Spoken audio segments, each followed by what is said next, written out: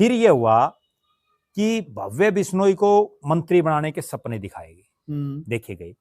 यहां भी गलती क्या हुई कि अगर कुलदीप बिश्नोई चुनाव जीतते ना और वो लड़ते तो 100% कुलदीप बिश्नोई को मंत्री बनाना बीजेपी की मजबूरी हो जाती, क्योंकि उनकी कद और उनकी सीनियरिटी।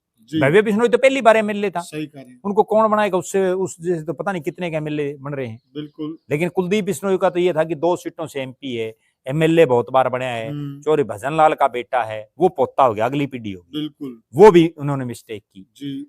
यहां से फिर वो बीजेपी में घूमते रहे।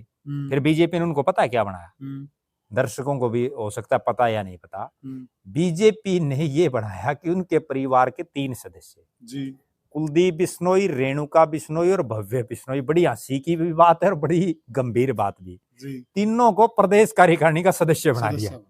भाई ये लोग ठीक है, अरे जो आदमी मुख्यमंत्री तक बनाने के फैसले करते हो और आज वो एक प्रदेश कार्यकारिणी का मेंबर, और उसमें भी उनके कार्यकर्ता लड्डू बांट रहे हैं, कितना राजनीतिक उनका पतन हुआ। फिर ये हुआ 2024 आ गया, मंत्री नहीं बना फिर भव्य बिश्नोई को, घूमते रहे, वो एक एमएलए रहे।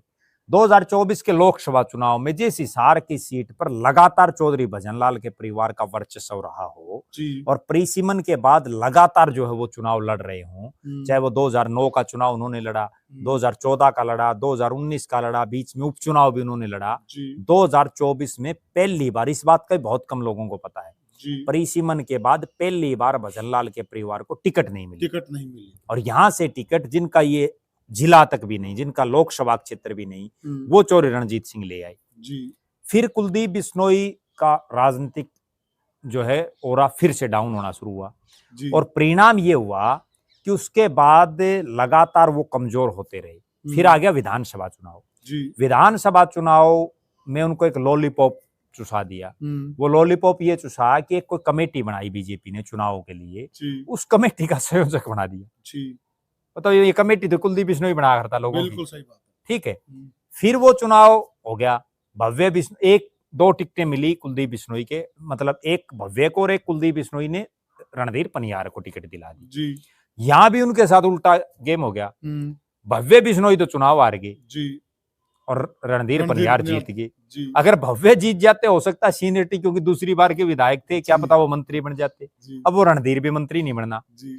अब हालात और परिस्थितियां ये हैं कि कुलदीप बिश्नोई के पूरे परिवार में, जिसमें तीनों विधायक रहे हैं, कोई विधायक नहीं है फिलहाल। अब उनको के पास क्या पद है वो दर्शकों को मैं जब बताऊंगा ना तो उनको ये समझ में आ जाएगी।